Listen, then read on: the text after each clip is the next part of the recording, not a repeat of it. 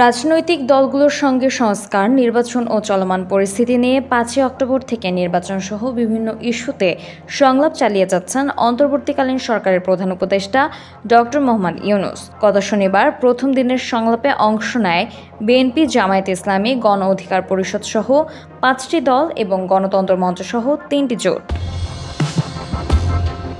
রাজনৈতিক দলগুলো সরকারের কাছে বেশ কিছু বিষয় তুলে ধরে, তবে দলগুলোর আলোচনার প্রধান বিষয় ছিল আসন্ন জাতীয় নির্বাচন। প্রধান উপদেষ্টার এবারের সংলাপে জাতীয় পার্টিকে এখন পর্যন্ত আমন্ত্রণ জানানো হয়নি। একাধিক সূত্র জানিয়েছে, জুলাই-আগস্টের অভ্যুত্থানের ছাত্র নেতৃত্বের পক্ষ থেকে দলটির ব্যাপারে আপত্তি আসায় সিদ্ধান্ত নিতে দেরি হচ্ছে।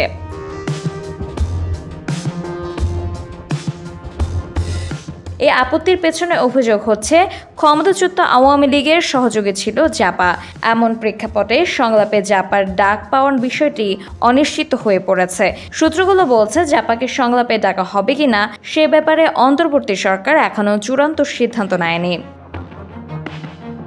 এদিকে জাতীয় পার্টির সঙ্গে প্রধান উপদেষ্টার সংলাপ প্রসঙ্গে ক্ষোভ প্রকাশ করেছে বৈষম্য বিরোধী ছাত্র আন্দোলনের অন্যতম সমন্বয়ক সার্জিস আলম ও হাসনাত আবদুল্লাহ। সোমবার মধ্যরাতে নিজ নিজ ফেসবুক পেজে এই বিষয়ে পোস্ট দিয়ে ক্ষোভ প্রকাশ করেন তারা।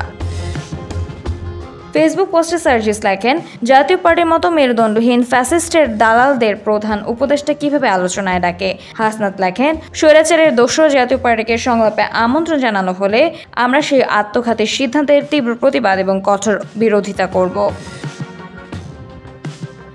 শেখ হাসিনার ১৫ বছরের শাসনের সহযোগী হিসেবে পরিচিতি পেয়েছিল জাতীয় পার্টি। দলটির নেতারা কখনো মন্ত্রিত্ব নিয়ে সরকারের অংশীদার হয়েছেন, কখনো সংসদে বিরোধী দলের আসনে বসে গৃহপালিত উপাধিও পেয়েছিল।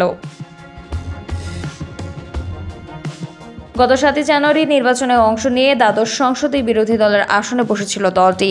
গণ অভ্যুত্থানের স্বৈরশাসনের পতনের পর জাতীয় পার্টির অতীত নিয়ে নতুন করে প্রশ্ন উঠেছে। এখন প্রধান উপদেষ্টার সংলাপে ডাক পাওয়ার ক্ষেত্রে জাতীয় পার্টির সেই অতীত বাধা হয়ে দাঁড়াচ্ছে। এদিকে দুর্গাপূজার পর ১৯ অক্টোবর বাকি দলগুলোর সঙ্গে সংলাপ হবে, তবে ক্ষমতাচ্যুত আওয়ামী লীগ এবং ১৪ দলীয় জোটকে সংলাপে ডাকা হবে না। এমনকি আওয়ামী লীগের মিত্র বা দোসর হিসেবে পরিচিত কোনো দলের সঙ্গে অন্তর্বর্তী সরকার আলোচনায় বসবে না। সামিয়া তাবাসসুম, খবর সংযোগ।